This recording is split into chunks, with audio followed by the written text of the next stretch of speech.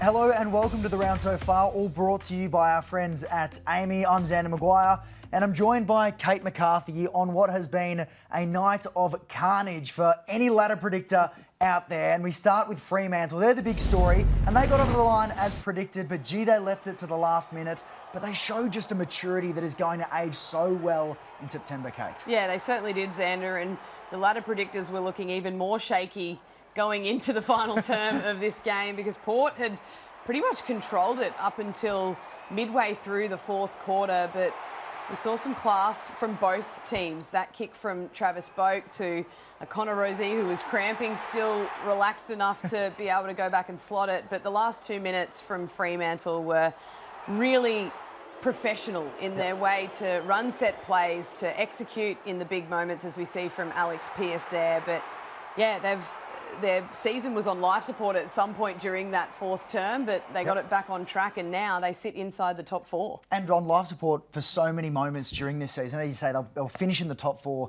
for this round. A couple of tough matchups to come in the next 2 weeks, which we'll delve into a little bit further. Let's stick on this for now. You talk about the professional element, the way they finished this game. We want to go a little bit deeper just into that final play that got them across the line with Alex Pearce. Yeah, let's have a look at the launch zone because I want to applaud the Fremantle leaders in big moments here. So you got Sean Darcy hitting that beautifully out to Caleb Sarong, who's on the move, to get that ball inside forward 50. That was the centre bounce after the Connor Rozee goal that we saw just moments earlier. And then just get it inside forward 50, and the presence of mind here from this kick out, that is Alex Pearce that we've highlighted on screen. So this ball goes to a contest on the wing. He proactively just gets forward, hoping that they win this footy, knowing that they need a score to win the game. Obviously, scores are level at this point. So he tests his opponent. It's Connor Rozee that picks him up inside forward 50, not his direct opponent, but just his constant movement, his direction to his teammates, his leadership in that moment. He spoke post-match saying that that is a set play. He goes forward at times when they need to either find something or get a score on the board, and his ability to do that, but to control the moment as well, to push players into the space so it either opens him up or he plays a role there, and then to fly at the footy, take the mark, go back and execute the set shot. That is a big moment from a big game player and their captain. Now, move aside Brisbane of September last year, move aside Collingwood, particularly of late, do we have a new king of the close finish in Freo? Now, you've brought this to our attention. They've been doing a lot recently. You know, you'd rather be 5 goals up at three-quarter time and win by 10 goals, but it shows that they've got nerves of steel in these big moments. Yeah, it certainly does. And I think most of these they've done in different circumstances as well. And we saw then that was clutch from Alex Pearce and the system in general. And they've done it in different ways against most of these teams that they've been able to come back from a three-quarter time deficit. Obviously, the only team they couldn't get over was Sydney, just left their run a little bit too late, lost by the 11 points. But all the others they've been successful in. And when you've got nerves of steel, we've seen teams do it the last couple of years, win close games and come back. It holds you in very good stead come big matches in big games in September. Now, you talk about the big names like Pearce and Sarong and often Brayshaw through the year who bring these big moments and they become the players that Freo needs.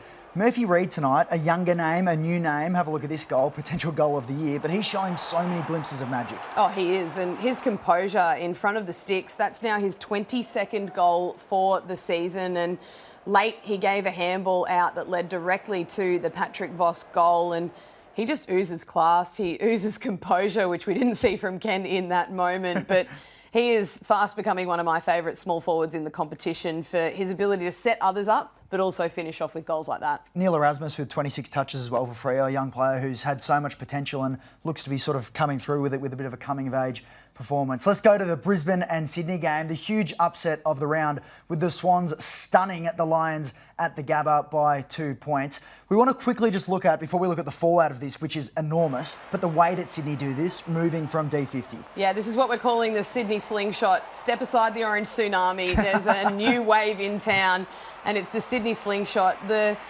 think a really well thought out game plan from Dean Cox and also well executed by the Sydney Swans. So they got numbers back defensively and then they just ran in waves using forward handball, using chaos ball at times, which really disrupted the Brisbane defence.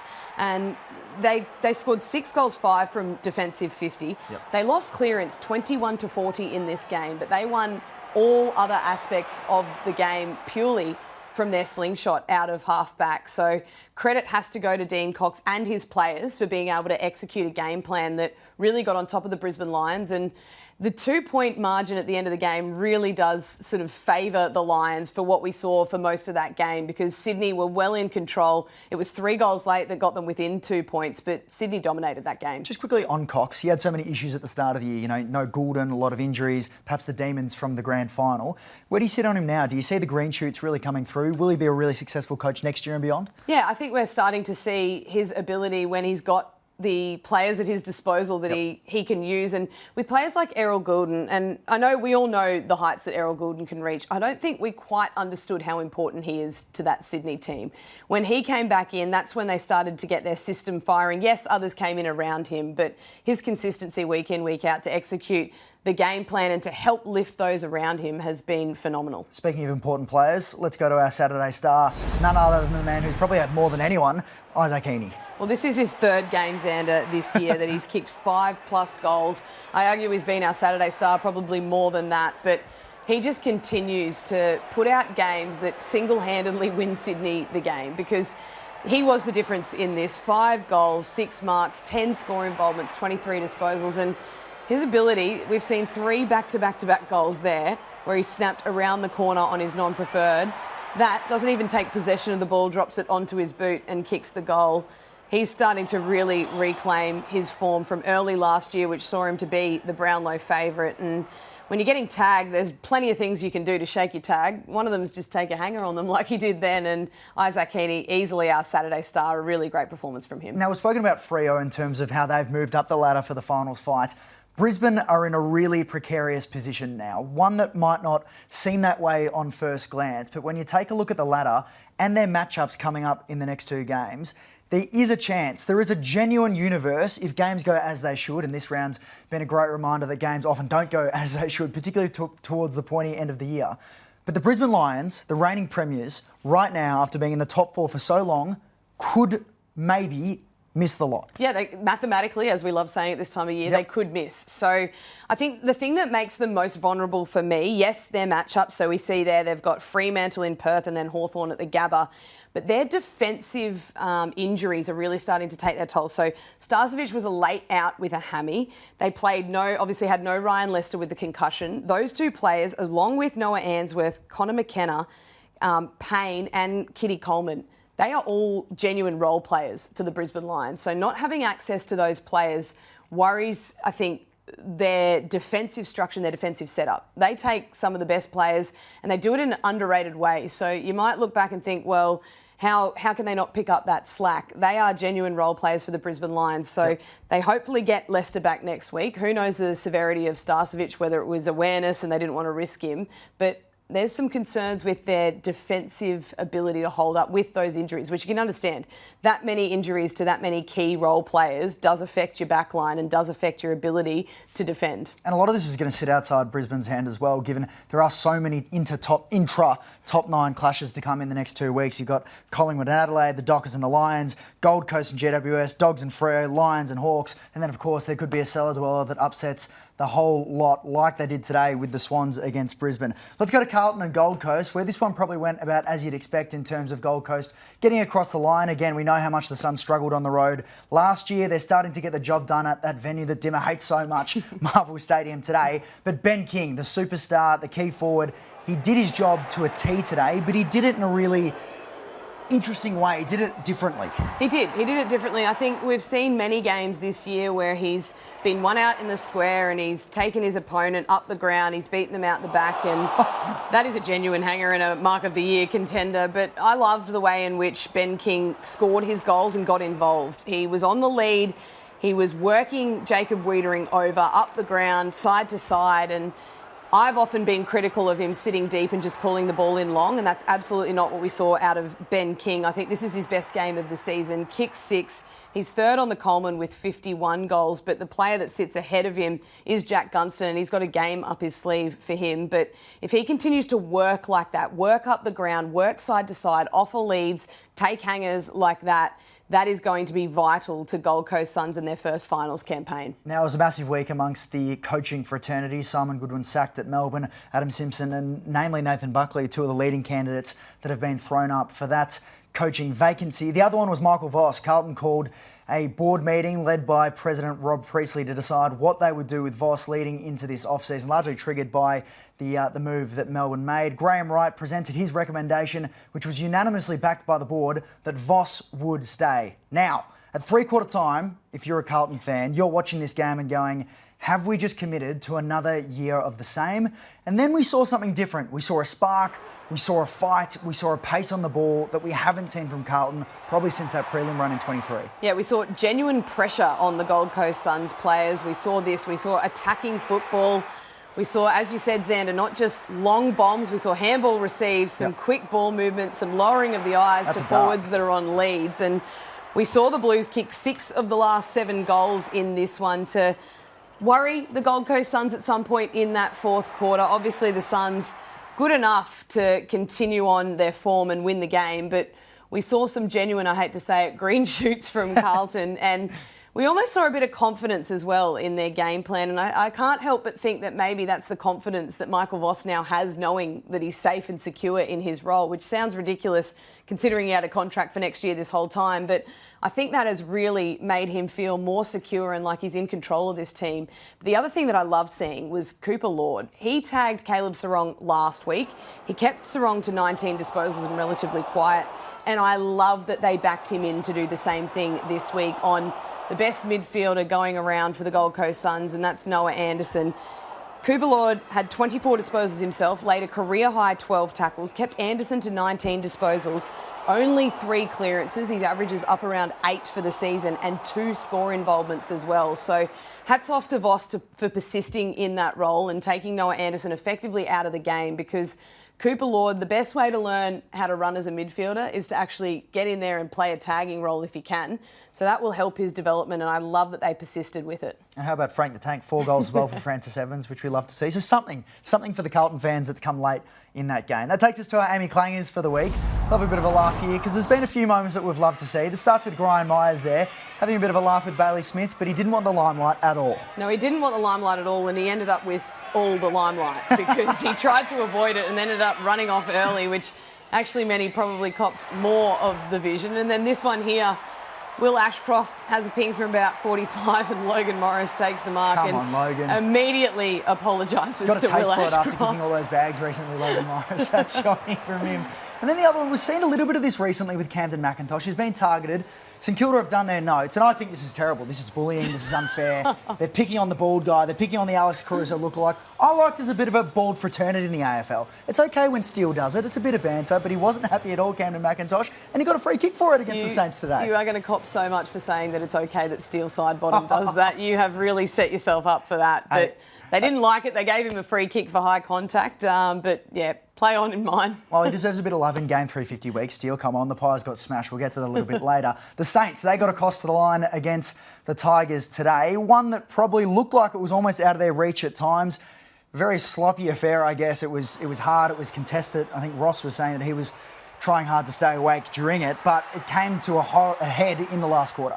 Yeah, it did, and the Saints sort of threw caution to the wind, but Richmond, they had their chance to win this game. They had some big moments in the fourth quarter, none bigger than this one. Tim Taranto taking the ball through the middle of the ground, gets the handball there and has 3 players out. Probably the worst spot you can kick that footy is deep to the goal line, and that's where St Kilda had defended. And then the man in question from our AAMI Clangers had another clanger here and just ran too far.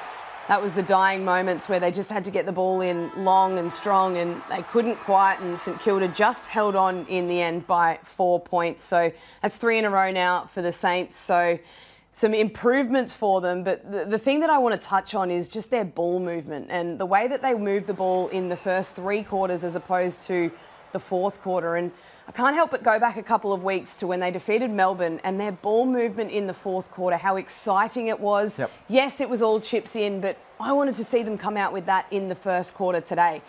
They've got players now where they can get handball receives, they can own territory, they can own the match, they can make their opponents defend really hard and fast ball movement. But What we're seeing here is dour. It's flat, to put it in the words of Ross Lyon himself post-match. It was ugly, it was scrappy. And then we look at the fourth quarter and look at how much more exciting this is. So Sinclair, who gets the ball out in space, handball receives, getting the ball forward at all costs and just creating chaos for the opposition. And they have players that can execute this. So I know Ross Lyon said their idea was to move the ball off the line, but they did it way too much. But this is what we want to see from St Kilda. This is what their fans want to see as well. Yep. Exciting, daring ball movement. Because guess what? It wins them the game in the fourth quarter of this one. It won them the game against Melbourne, and it can win them so many more games because they have the weapons at their disposal to be able to execute game plans like that. Worth mentioning just quickly as well that St Kilda's arguably biggest four names all had days out. Wangan Miller, 33 and a goal. Callum Wilkie, 29, 16 marks, incredibly. He was an absolute rock in defence. Windhager, 32, and Jack Sinclair with 30 and 11 marks as well.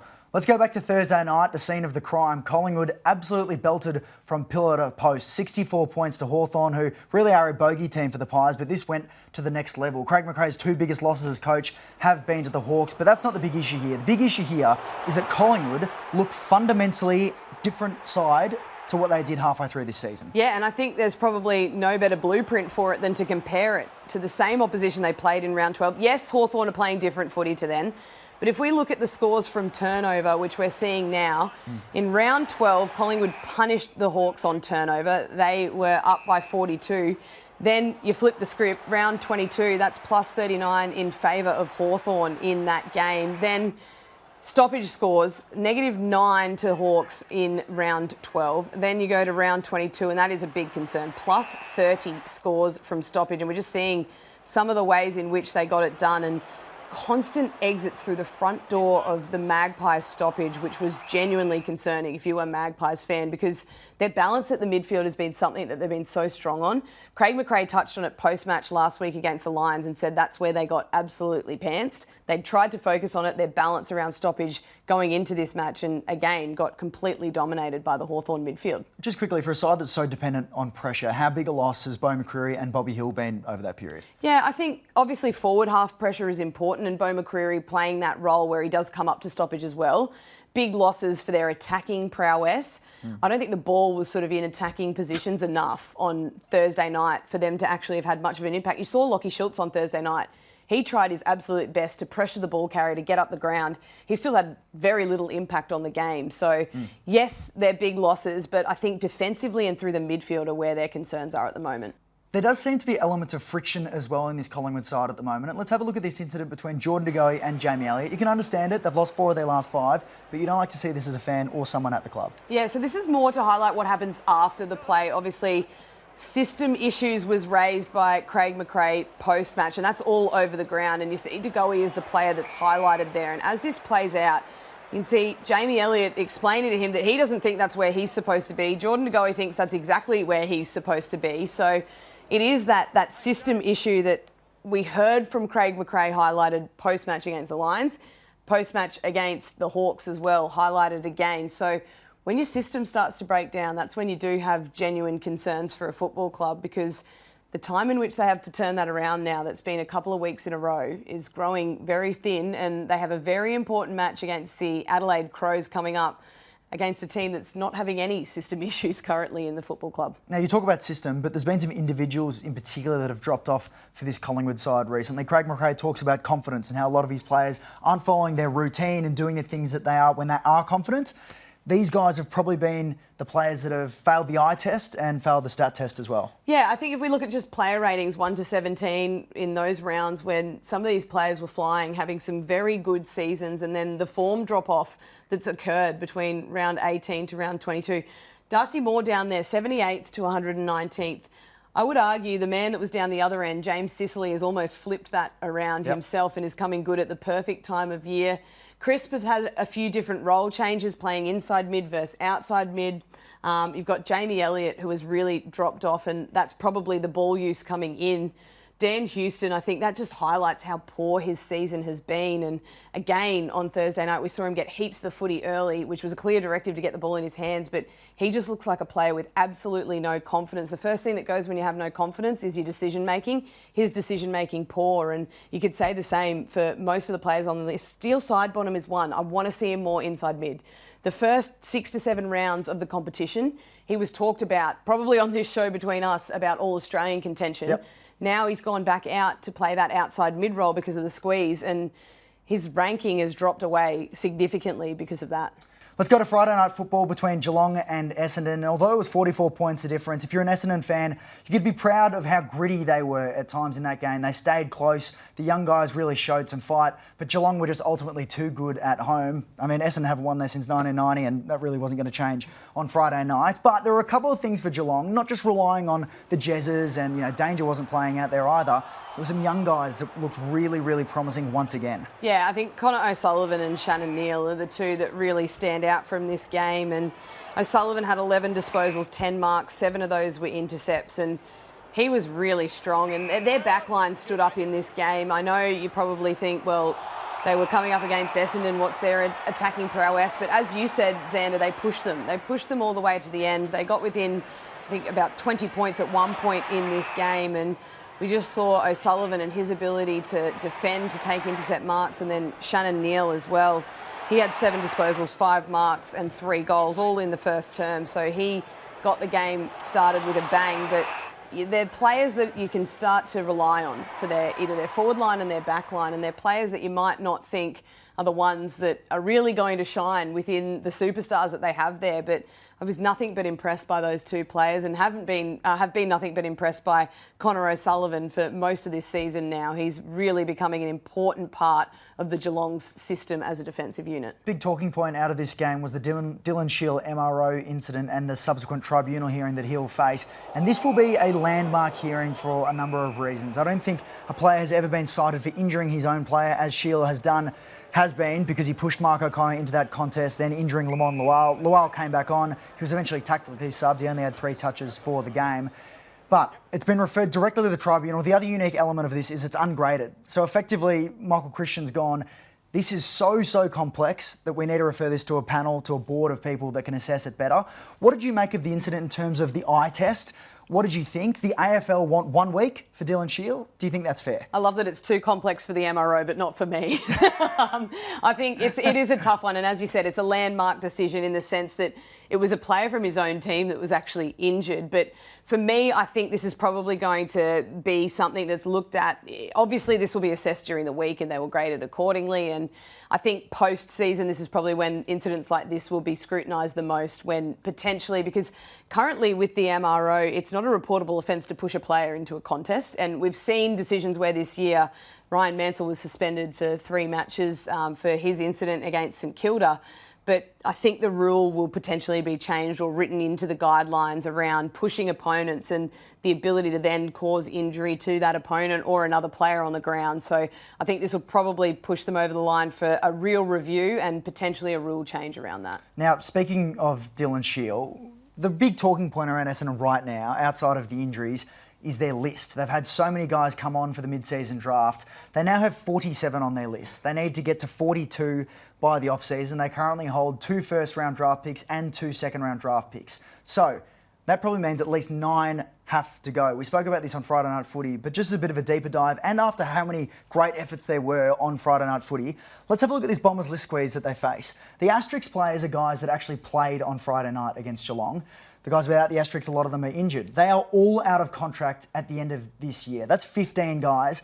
9 of them at least have to go. When you look at this, you've got to wonder, who are the surviving 6? And that's what Bombers fans are going to wonder as they go through the rest of this season, the last 2 games. And it's an entirely unique scenario because there's 9 guys out there who are actually fighting for their job every single week now for the last 2 weeks. That means that you're looking at half the team. Half the team doesn't know if they're going to play beyond the next 2 games, and they're going to be fighting tooth and nail, and that is a fascinating thing to watch play out. And so the reason this is so exceptional is because they've had the players that have been able to top up through the mid-season draft. That's correct, which is why they then have the squeeze on the back end of it. 4 mid-season picks. Archer May is the only one that had an 18-month contract, so 3 of them have the 6-month contract and come out. You look at Liam McMahon, he kicked 4 goals, he was incredible. You think he has to earn one. When you look at this list, are there any that sort of stand out to you? You have guys that are experienced like Dylan Shiel, you've got Jaden Laverty, Sam Draper probably goes to Brisbane. Are there any that you look at in particular and go, wow, I've been impressed by them? Well, I think McMahon is probably the most current one. His performance on Friday night was a standout, obviously, the 4 goals. And I think it creates an interesting last couple of rounds. They obviously have 3 games to play with the extra game against Gold Coast. So those guys have a big opportunity to try and put their hand up and say that they deserve a contract and a spot on a shrinking list next year. And Hobbs as well is another one, such high-end talent from the draft. And the other element, again, Zach Merritt with a fractured hand out of that game, likely only to miss 1 to 2 weeks, but it gives a huge engine room opportunity to one of these young guys to prove themselves. Well, that's been the round so far. Let's have a look at the few games ahead tomorrow. We've got GWS and North Melbourne in Marnica. We've got Melbourne and the Western Bulldogs at the MCG. The Dogs can really make a statement there for their September charge. And then West Coast and Adelaide over at Optus. Well, that's it from the round so far. You can catch the Sunday wrap and everything from round 22 on First Up with Sarah, Ollie and Kane Corns. But for now, that's it from us. Hope to see you next week.